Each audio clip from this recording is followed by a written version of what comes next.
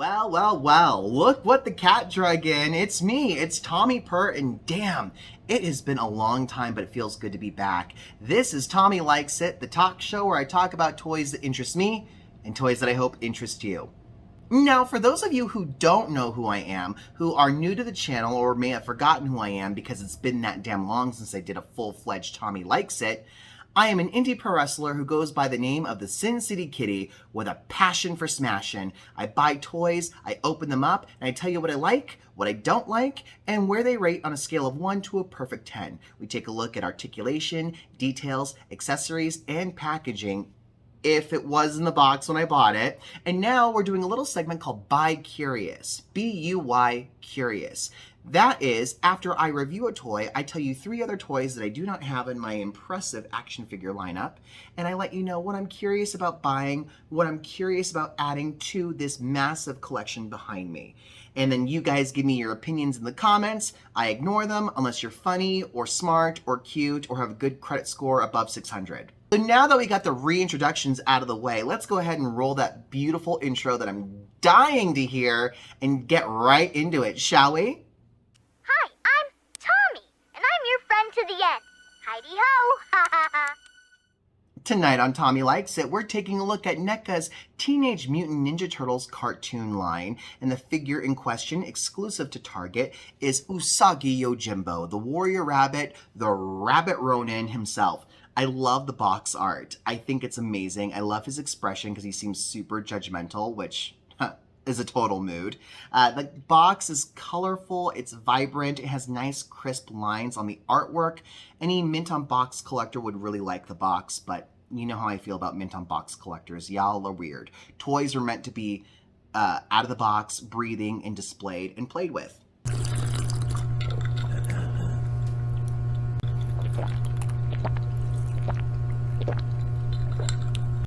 Just saying. On the side here, you have the logos for the cartoon, and then on the back here, you have a write-up of the episode explaining where Usagi came from and his entire connection to the Turtles. When Donatello's pan-dimensional portal accidentally transports Usagi Yojimbo to the sewers of New York, the Rabbit Ronin meets his new allies, the Turtles, and soon learns the ways of the ninja. Shredder devises a devious duel to divide the dudes. It's a bogus bunny betrayal. However, years of eating carrots have given the heroic hare 20/20 vision, and he finally sees through Shredder's schemes. Reunited, the Turtles and their fearless, floppy-eared friend confront Shredder and save the day. Again, for you Mint on Box collectors, this figure does have a window display, so you just open it up right there. I have already taken him out of the box to prepare him for this review, so let's go ahead and take a closer look at details, articulation, and accessories, shall we?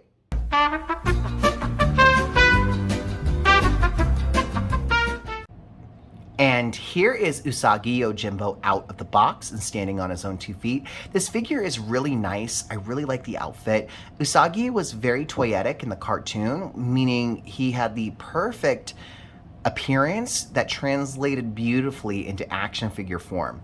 There's really not much to his outfit, which, I mean, it does prove the old adage that less is more. I used to think that these designs right here were cookies, and that he was a cookie-eating rabbit. You know, kind of like how the Turtles are pizza-loving. So that's why I kind of had a soft spot for Usagi. I was kind of a dumb child, and now I'm a dumber adult. It's amazing. Articulation-wise, you have articulation in the ears and the head. They can go all the way around, 360 style. A good range of motion when looking down and looking up. You do have joints in the shoulders, single joints in the elbows, wrist joints, and you can kind of do the splits. The legs are really easy to bend, which I was not expecting. Of course, these do go all the way around, and they also bend regularly. Again, single joints. The ankle looks like it might have a joint, but it's so stiff that I do not want to test it out. So, like, literally doesn't want to budge at all. So I'm just not going to mess with it. There is a waist joint too, and this is all pretty pliable right here in the pelvis and with the belt. So no worries about snapping anything off. You're probably wondering what this little accessory is. It is an elastic belt that you can just slip onto him, and it's supposed to hold his sheaths for his his little swords. 1 second, let's go ahead and fix that. Slip it right in there, and it just holds like that. Really, really cool, really easy, really nice. And these swords do fit in there very easily. Oh geez, what was that all about? Now, what I love about Usagi the best is that his ears being articulated, you can kind of do like a side pony, or give him bangs like Courtney Cox in Scream 3. Or just do regular ears. And of course, Usagi also comes with an alternate head with a more solemn expression. I think I like this face a lot more because this face with his teeth sticking out, he just looks really punchable and annoying. And no, he's not missing an eyebrow. They, for whatever reason, decided to draw this part on to give more emphasis to when he's raising his eye at people. And kind of like surveying them or passing judgment. At first, I was worried that I was missing an eyebrow, but no, that's just what they did to create emphasis on his eye movement. The ears do come out, so you can switch the ears. Let's go ahead and take a quick look at what they look like, shall we?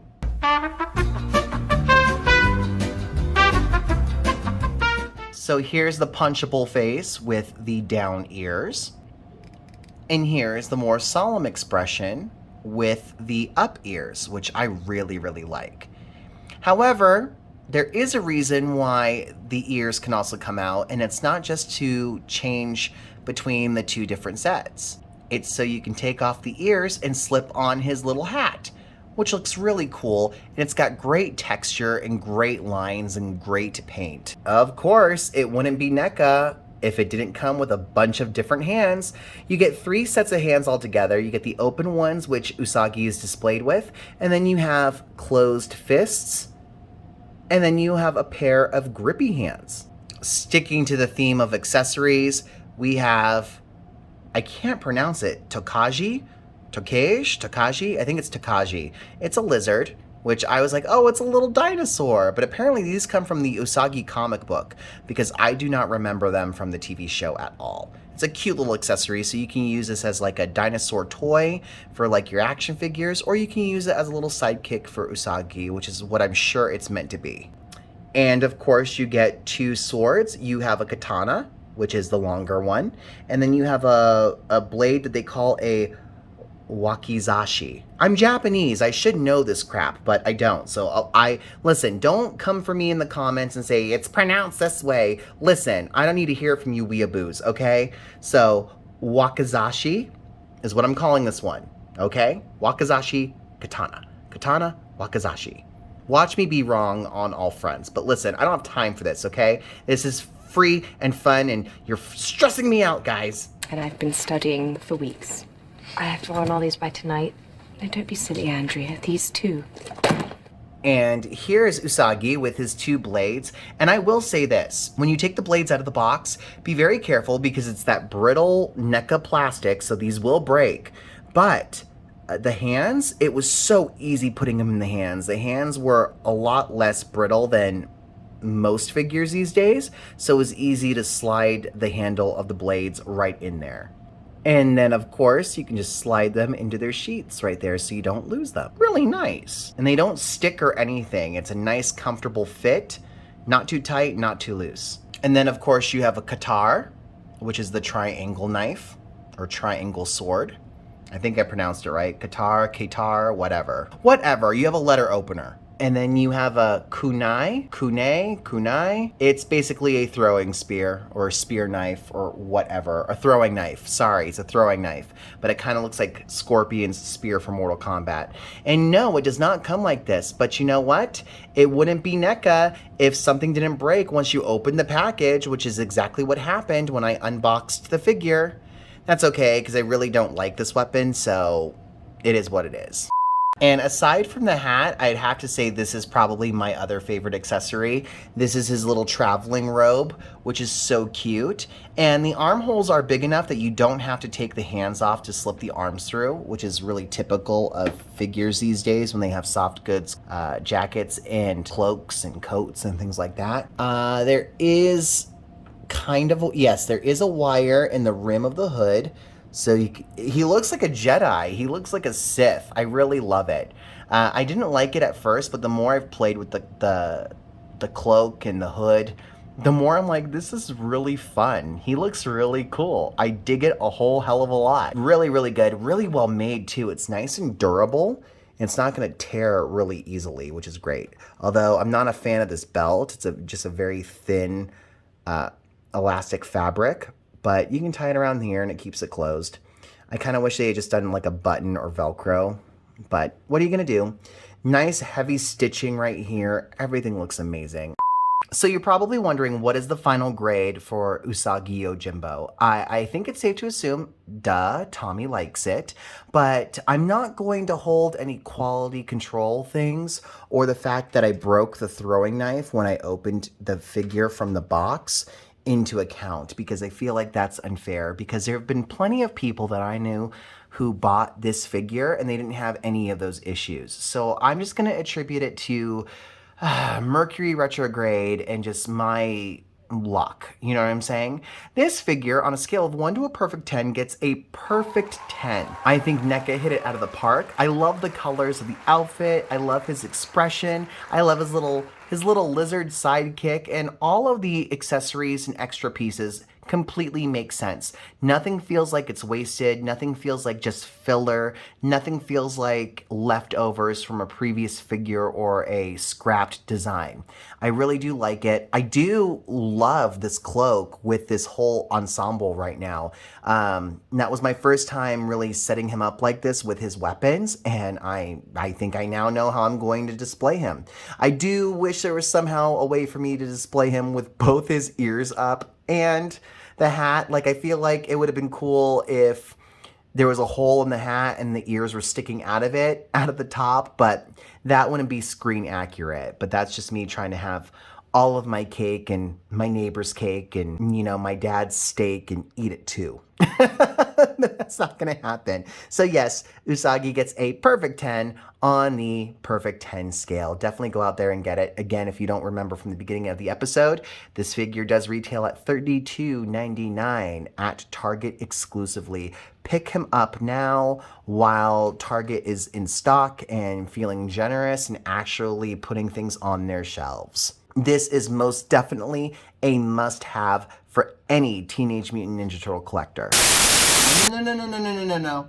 Don't adjust your television screens. Don't go anywhere. There is a reason why there's all this empty space next to me. It's time for Buy Curious, where I take a look at the top 3 selections that I'm most curious about adding to my action figure collection. Number 1 is sent to us by Enoch Augustus Scott. I actually just stole this from my friend Enoch's Instagram because he was just bragging about this amazing figure he got that I didn't even see any PR materials on, no promo shots or anything. It just showed up one day and he happened to get it. Future State Worlds of War Superman. Again, I call him Slave Boy Soups. Not Slave Man, he is a little older looking in the face, but Slave Man doesn't have the same melodic ring as Slave Boy. You know what I'm saying? But I mean, look at him. Look at him. Look at him. He's got a leather harness. He's got cuffs on his ankles and his wrists. He's a slave boy. I kind of dig it. Like, Enoch already paired him up with his He-Man. I love it. I need to get it so I can pair him up with my Hercules for my Marvel Legends wave. Absolutely awesome figure. The face, I mean, I wish it wasn't so like, but like, still a good mold. I'm sure you could switch out the heads. Maybe do a more classic Superman head on the slave boy body. But I think it's an amazing figure. It comes with this really cool battle axe and this shield. This is the type of figure that I wish had a soft goods cape.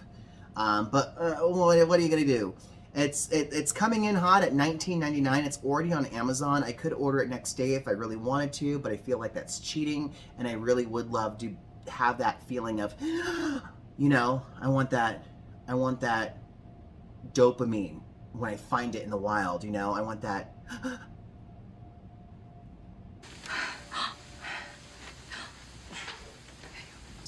Number 2, oh my God, you guys, Oh my god, so very excited. Super 7 announced with their Mighty Morphin Power Rangers Ultimates line that in Wave 4, which is due out sometime in 2023, who knows when, because they take forever with everything else, but their figures are worth it. I have the Thundercats, I have a bunch of the Ninja Turtles. I'm excited for this because they are doing what Hasbro hasn't done. In Wave 4, we are getting Madame Whoa! Joey Lawrence's favorite Mighty Morphin Power Ranger character, Madame Woe. I am super excited. This is all we have is this one screenshot image. I saw this on the Foosh when Robo brought it up, and I am so very excited. Madame Woe is one of my favorite Power Ranger villains, so I'm really looking forward to adding her to the collection. And with the scale of the Super 7 Ultimates, she's going to be a towering force amongst all of my villains and heroes and everyone on this shelf. It's going to be amazing. Clearly, she comes with interchangeable braids, which she uses to lasso and rope up her enemies.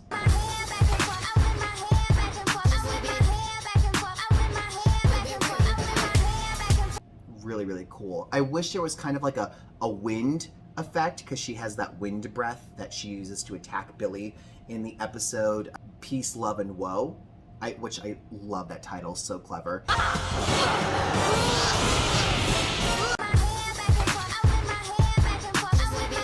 Episode 13, Season 1 of Power Rangers. You guys gotta check it out. Hey guys, Editor Tommy here. I just wanted to do a quick little insert right here because while I'm editing the video, I discovered something really cool. Did you guys know that Alex Borstein, the voice of Lois Griffin from Family Guy, and the iconic Miss Swan from Mad TV, voiced Madame Woe on Mighty Morphin Power Rangers?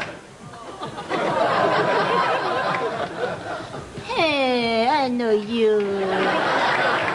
I mean, wow, I will never hear that voice the same ever again. So I just wanted to throw that out there, a little fast, fun fact for all of you guys out there, especially you Power Rangers fans. And let's go ahead and get back to the video.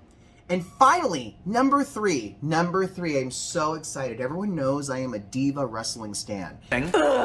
We are getting a Tori Wilson in Mattel's WWE Ruthless Aggression wave, exclusive to Walmart. That is the part that pisses me off. Exclusives for Walmart, I can never seem to find anywhere. Vincent, I'm on the intercom. Anywhere. I basically would have to sell my body to a Walmart truck driver to find any Walmart exclusive figures. It's annoying. I mean, that's nasty. That's lower than a security guard. At least security can get you backstage. She don't love herself. Target exclusives I can find all day. Walmart, no. I am better off searching for the meaning of life and finding it than finding a Walmart exclusive. However, that's not going to deter me. Where there's a will, there's a way. And where there's a Diva stan, there is a way to get this figure, and I will have her. It will be mine. Oh yes, it will be mine. You got Tori Wilson in her iconic two-piece pink outfit. I knew exactly which outfit this was. This is how sad I am. I knew exactly which outfit this was the minute I saw it. It's from this promotional photo right here. And what's even more amazing, she comes with her dog, Chloe. That's right, we're getting our second Chloe figure. Chloe, unfortunately, has passed on. I mean, she was an older dog, lived a very full life. And they called it puppy love. One of my favorite divas in all of wrestling. We have had a Chloe figure before when Tori Wilson was in the Jakks Pacific WWE Ruthless Aggression Series 22 wave. That figure was really good from the neck down, and the hair was okay, but the face looked nothing like Tori Wilson, which was shocking because they had facial scan technology. The dog was cute, but I do prefer the render for the Mattel version of Chloe. I think it looks way more detailed and much better. I sadly never had this variant Tori Wilson with Chloe from 2006, 2007. The one I had, that Tori Wilson, the mainstream one that everyone had, I think came with a steel chair. But alas, I don't have that figure anymore. And the Tori Wilson that I do have on the shelf behind me, you probably can't see her. I already gave her like a little generic Barbie poodle. It's not even a poodle, it looks like a Shih Tzu, so close enough. I'll do a review on it later. But I can guarantee the Ruthless Aggression figures from Mattel will probably range in price between $22.99 to $24.99. Typical is what we can expect. Since I'm not really collecting a whole lot of male wrestlers at the moment, that's an easy buy for me, is picking up Tori. I'm kind of shocked that we got Stacy Keibler before Tori Wilson. We got Stacy Keibler before Ivory, before Jacqueline. It's really interesting how we haven't received a lot of the Hall of Fame divas in figure form from Mattel. Something that I hope changes very soon, because I would love to add a Jacqueline and an Ivory, because Jack Specific so screwed them over back in the day. And I'm sure any wrestling fan will agree with me. And there you guys have it. The 3 figures that I'm most curious about adding to my collection. Tell me, which one are you more interested in me adding? Slave Boy Soups, Hot and Spicy Tori Wilson, or Madam Whoa? Let me know in the comments below, and let's go ahead and get a discussion going, shall we? Thank you guys so much for tuning in and sticking by me and waiting it out. I appreciate it so much. And just make sure you keep tuning in every Tuesday on this channel for new toy news and new toy reviews from Tommy Purr, Tommy Likes It, and By Curious. Stay tuned all the way to the end to see all my social media platforms. Therefore, we can be friends outside of the YouTuberverse. Thanks again, guys. Have a good night, and I'll talk to you soon.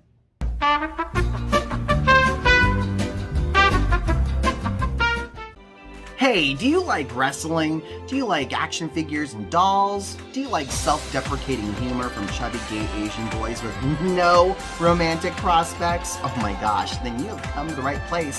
Hit that bell to get notifications whenever I post a new video, and make sure you hit like, subscribe, and leave me some love in the comments, and follow me on my social media platforms.